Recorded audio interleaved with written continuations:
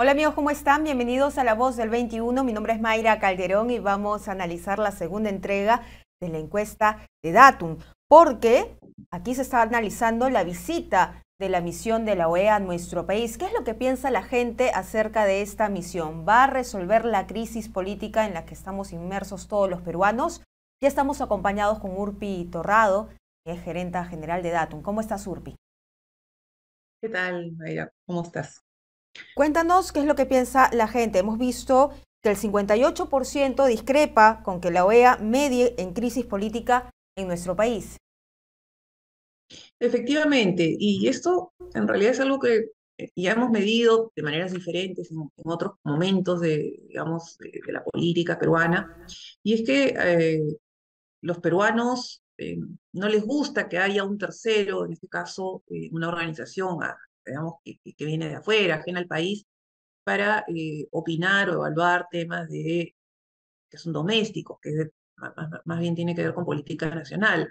Es decir, el nivel de crisis no ha alcanzado un momento en que la población sienta que deba venir la OEA como mediador, sino que todavía hay la sensación de que este es un tema que debería resolverse en el Perú con, digamos, el gobierno actual, con el Congreso actual, ¿no? Porque todavía hay digamos, cierto nivel de entendimiento. Entonces, en otras palabras, hay una mayoría que está en desacuerdo con la posibilidad de que sea la OEA, digamos, la organización que entre como mediador o que intervenga en un tema que es más bien interno del país.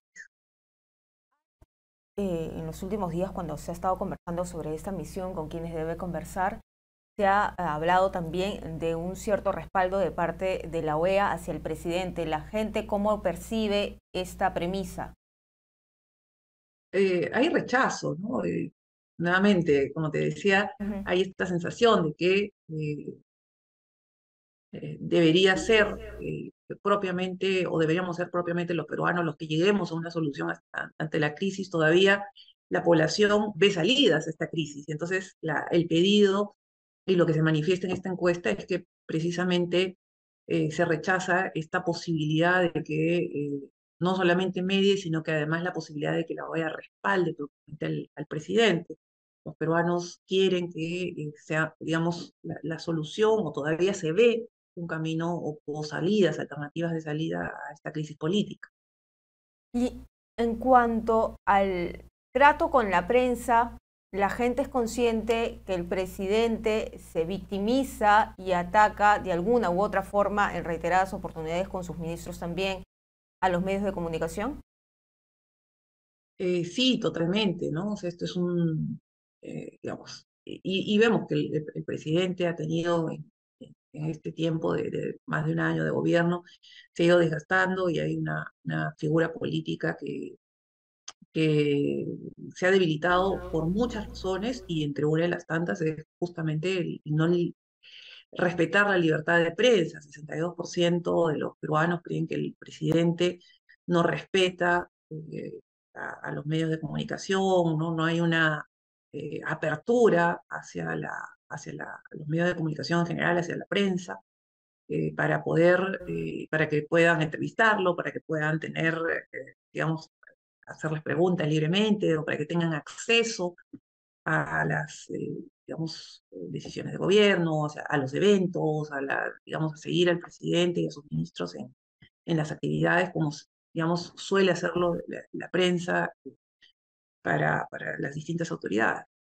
Y el tema de la corrupción también se ha hablado mucho, en realidad es el tema de fondo, ¿no? El tema de fondo son las investigaciones que atraviesa el presidente Pedro Castillo, pero la gente cómo lo percibe, porque él dice, y en diversas presentaciones, actividades oficiales, dice que la prensa le inventa investigaciones, como que los grupos de poder son los que lo quieren sacar del gobierno tratando de desvirtuar estas denuncias por corrupción de la Fiscalía de la Nación, pero la gente, ¿qué percibe? ¿Qué cree?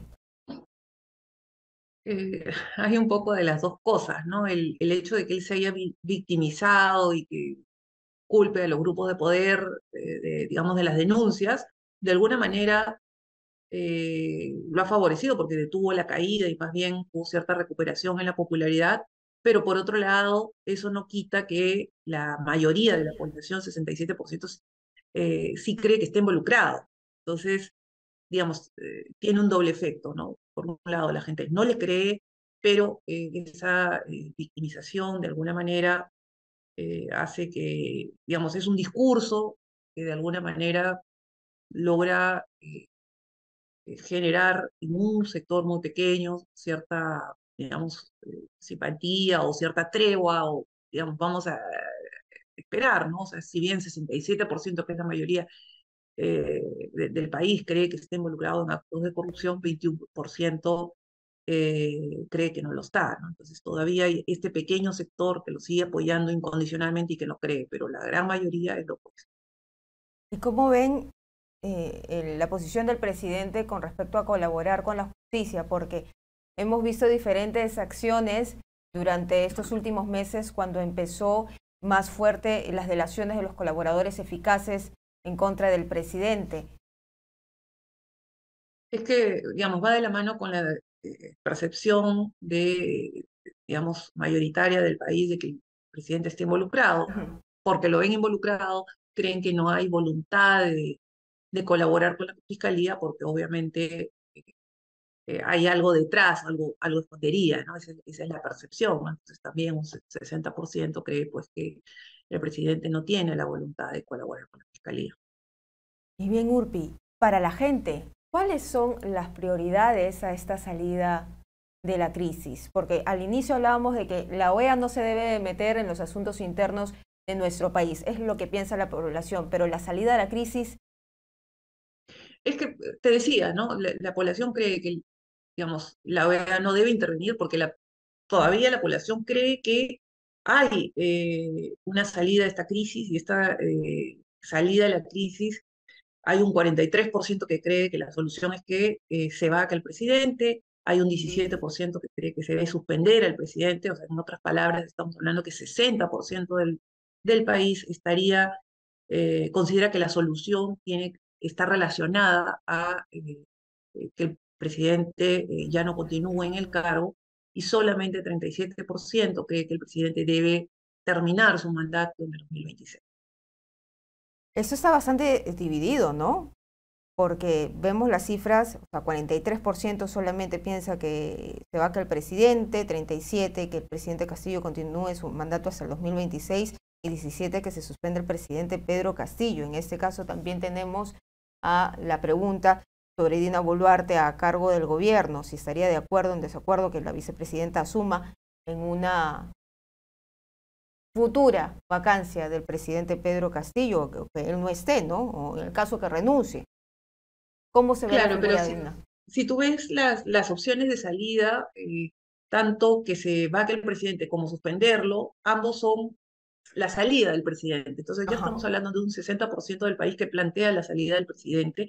Y si esto lo hilamos con encuestas anteriores que hemos publicado con Perú 21 y que hemos comentado en este espacio, en realidad la gente lo que quiere es que se vayan todos, quiere elecciones generales, ¿no? Y por eso es que cuando les preguntamos, bueno, ¿qué te parece si Dina Boluarte asume? 59% están en desacuerdo, porque la salida que la población ve es un cambio total de las autoridades de gobierno, nuevas elecciones, más que una continuidad de quienes están en este momento en el poder. Urpi, y si analizamos también cuáles son los componentes para la salida del presidente, ¿cuáles dirías tú, conforme has visto los resultados en las últimas encuestas en este año? Los No te entiendo componentes. la pregunta, ¿a qué te refieres con Falta de componentes? gestión, corrupción, ¿cuáles Ah, han las sido los más razones. potentes? Claro, las Bueno, razones. es que hay varias, ¿no? Y me remito al tema de la primera parte de la encuesta publicada ayer. El primer problema del país es la crisis económica, ¿no? Entonces, esta percepción de que los precios están subiendo, de que la situación económica es complicada y que no nos olvidemos que la principal problema, la principal promesa de campaña del presidente fue no más pobres, y precisamente el que la situación económica se agrave va en contra de esa principal promesa de campaña, porque al subir precios, al complicarle la situación económica, hay más pobreza en el país. Entonces, eh, el manejo económico es un tema importante que digamos, habría afectado esta percepción del presidente, o sea, de que no está en capacidad de manejar la economía del país y de solucionar los problemas. Y en un segundo lugar está el tema de la corrupción, ¿no? Con 23%. Y si te das cuenta, el tercer problema es la delincuencia. Y aunque la gente considera que la delincuencia es un problema grave y que ha crecido en los últimos tiempos, pasa a un tercer lugar digamos, de gravedad o de ser el principal problema. Cuando nosotros venimos midiendo esto durante muchos años y la inseguridad durante un tiempo fue el primer problema. Pero ahora la crisis económica y el tema de corrupción han superado al tema de seguridad que sí, sin dejar de ser grave, Claro. no es lo que más aqueja al ciudadano hoy en día, ¿no? El tema económico, la corrupción, y bueno, y entonces eso va de la mano Muy con bien. esta percepción de debilidad del gobierno actual, de la falta de capacidad de seleccionar los cuadros adecuados, de estar rodeado de un equipo que pueda también resolver los problemas, ¿no? Porque la población entiende que el presidente no es una figura que está sola, sino que también trabaja con un equipo. Y hemos visto pues la cantidad de cambios de ministros, de gabinetes y de cuestionamientos que ha habido justamente a las personas que están alrededor del ministro. No, perdón, alrededor del presidente. Muy bien, Urpi. Muchísimas gracias por estar con nosotros comentándonos esta entrega de hoy y un poquito la que ocurrió el día de ayer. Vamos a estar muy atentos qué es lo que ocurre entonces o cómo lo toma el presidente Pedro Castillo. Muchas gracias. A ti, gracias. Bien, fue Urpi Torrado, ella es gerente general de Datum Internacional, que estaba con nosotros, pero vamos a leerles la ficha técnica de esta encuesta, que dice, encuesta realizada a nivel nacional por Datum Internacional con un registro entre hombres y mujeres de 18 a 70 años de edad, pertenecientes a todos los sectores socioeconómicos, considerando zonas urbanas y rurales. Además, el tamaño de la encuesta es de 1.223 encuestas efectivas, con un margen de error de más o menos 2.8% y un nivel de confianza de 95%. Ahora sí, vamos con un breve extracto de lo que fue la entrevista a Samuel Rota más temprano. Él es director de Proética y esto opinó sobre la corrupción en nuestro país. La encuesta nacional sobre corrupción más reciente de Proética que presentamos hace cosa de un mes, un poco más de un mes, muestra cómo en el último periodo, digamos, del 2019 para este año que hemos hecho la medición, hay un deterioro muy serio en las expectativas ciudadanas frente a la lucha contra la corrupción. Tampoco es que antes éramos muy optimistas los peruanos, las peruanas, pero en el último año el deterioro ha sido muy marcado, ¿no? Ha habido una sensación muy fuerte de desazón, de desesperanza que repunta, ¿no? Entonces, ahí tenemos un problema por delante, que es la crisis política que estamos viviendo. Es una crisis política en la cual los escándalos de corrupción tienen un papel central, ¿no? Y hasta diría dinamizador. Y por lo tanto, en la medida que no podamos resolver esta crisis política, vamos a seguir reproduciendo o dándole espacio para que actitudes negativas, de desesperanza, de desazón, de poco optimismo se reproduzcan. Y eso pues a la larga tiene costos, porque se refuerza la desconfianza hacia el Estado, se refuerza la desconfianza hacia las instituciones públicas, ¿no? Y eso termina deteriorando el sentido de vida democrática que es tan importante para que una sociedad funcione bien, ¿no? ¿Y hay una estimación de cuánto les cuesta la corrupción a todos los peruanos?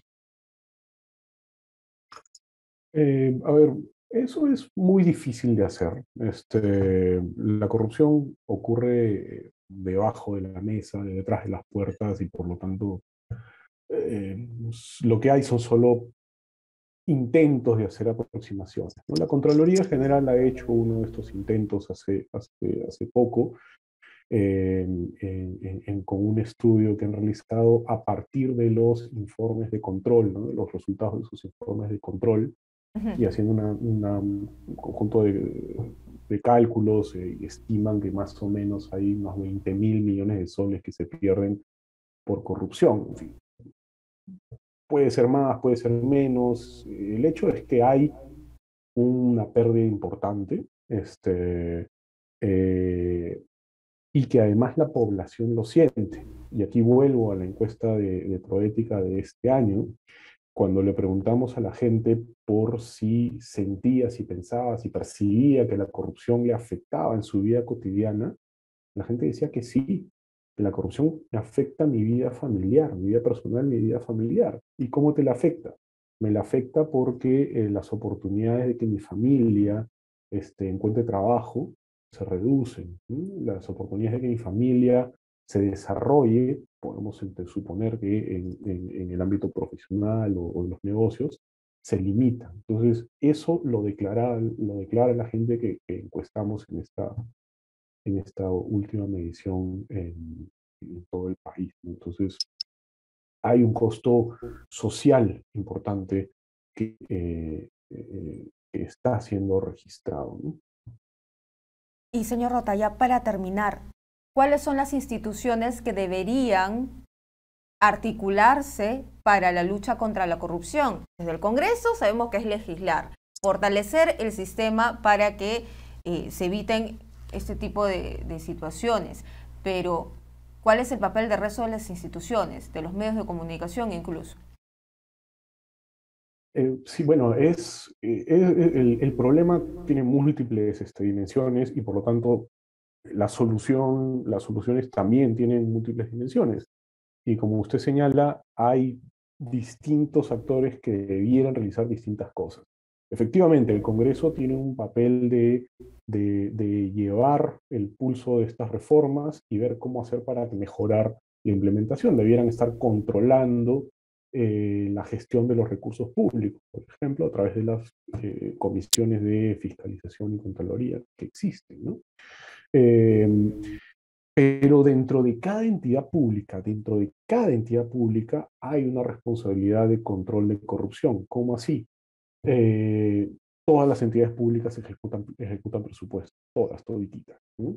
Y la ejecución de esos presupuestos requiere de mucha minuciosidad, requiere de realizarse con criterios de objetividad, independencia y, nuevamente, la menor influencia negativa del poder político.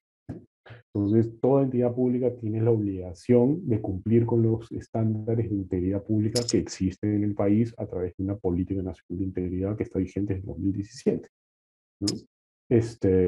Más allá de eso, hay entidades como la Fiscalía de la Nación, como la Contraloría, que tienen funciones de supervisión y de persecución El delito. de las irregularidades, ¿no? Y los delitos en el caso de la Fiscalía, ¿no?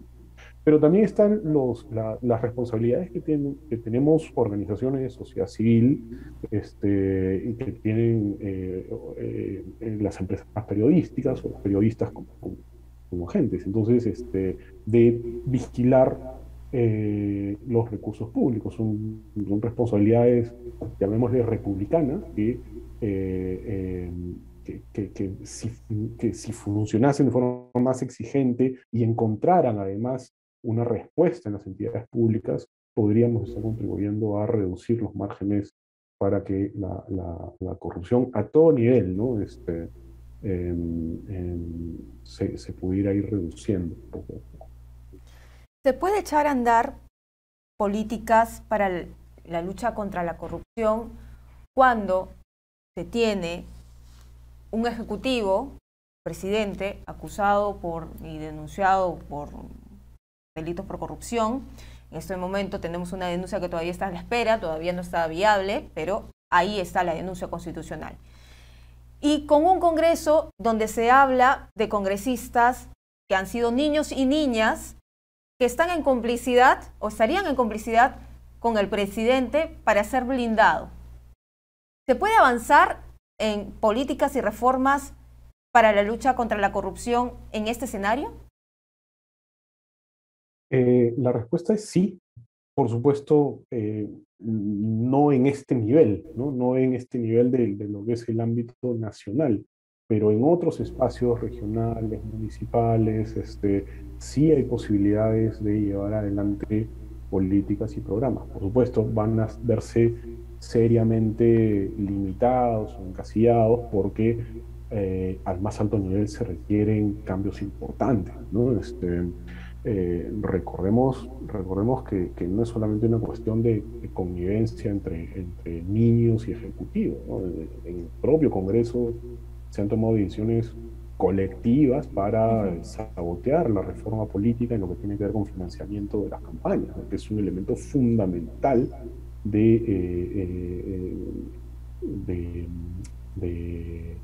para viabilizar intereses que terminan en caso de corrupción. Entonces, estamos ante un escenario en el nivel nacional muy preocupante y que va a limitar o va a impactar son contra los esfuerzos que se hagan en otros ámbitos, como digo, subnacionales o de otras entidades en organismos autónomos, ¿no? Entonces, nuevamente, la crisis política al más alto nivel necesita ser resuelta, ¿no? Para poder ya dejar digamos, ya pasar a reconstruir lo que hemos perdido en este año y medio. ¿Y cómo debería ser resuelta? Bueno, la solución más razonable es un adelanto de elecciones.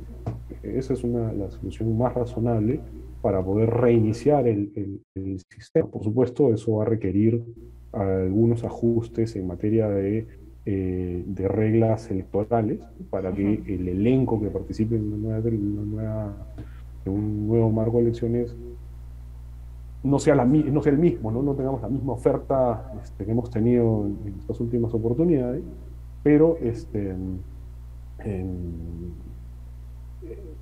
esa es la opción que parece más, que parece óptima en una situación como la que estamos en este momento. Por supuesto, eso requiere mucha voluntad de los actores políticos, pero... Bien. Era entonces Samuel Rota, director de Proética, que estaba con nosotros hablando de la corrupción en nuestro país, sobre todo en este último año de gobierno, donde el presidente tiene 6 carpetas. Hasta aquí llegamos con la información. Regresamos más adelante.